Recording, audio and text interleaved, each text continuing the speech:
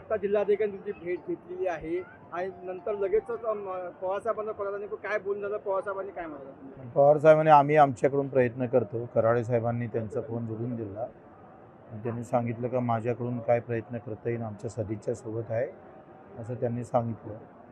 आणि कलेक्टरांनी बावनकुळेसोबत बोलणं करून घेतलं.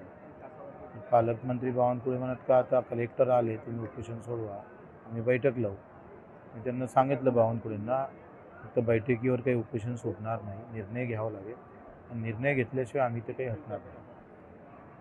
पवारसाहेबांच्या राष्ट्रवादीतून कोण येणार आहे, मग त्यांचा पाठिंबा कसा असणार आहे?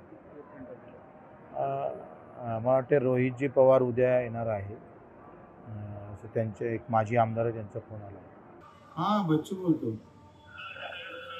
हां आता आज कलेक्टर आले होते, कलेक्टर आणि SP आले होते. पालकमंत्र्यांशी बोलणं झालं, ते म्हणतात आम्ही मीटिंग लावू. म्हटलं आम्ही मीटिंग लावण्यावर काही उपोषण मागं घेत नाही. आम्हाला निर्णय पाहिजे, निर्णय झाल्याशिवाय आम्ही काही मागं हटणार नाही.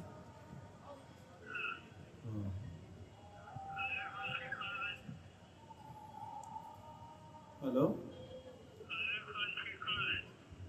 पालकमंत्री कोण आहे? कलेक्टर पालकमंत्री बावनकुळे आहे. बावनकुळे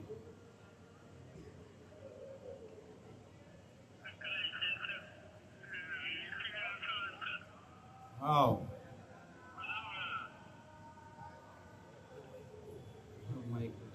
हॅलो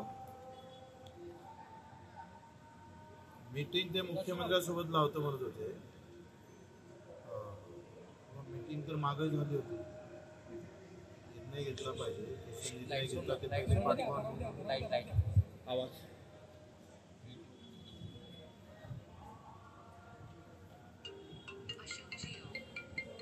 उद्या तुमच्याकडून कोणी आलं तर बरं होईल.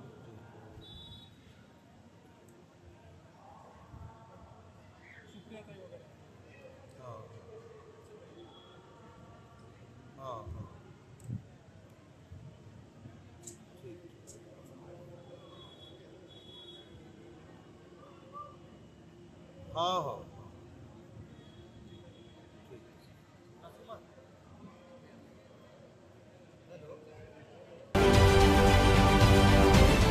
महाराष्ट्रातील सर्व बातम्यांचे विश्वासार्ह व्यासपीठ. सकाळच्या सर्व सोशल मीडिया प्लॅटफॉर्मला लाईक, फॉलो आणि सबस्क्राईब करा. तसंच सर्व नोटिफिकेशनसाठी बेल आयकॉन प्रेस करायला विसरू नका.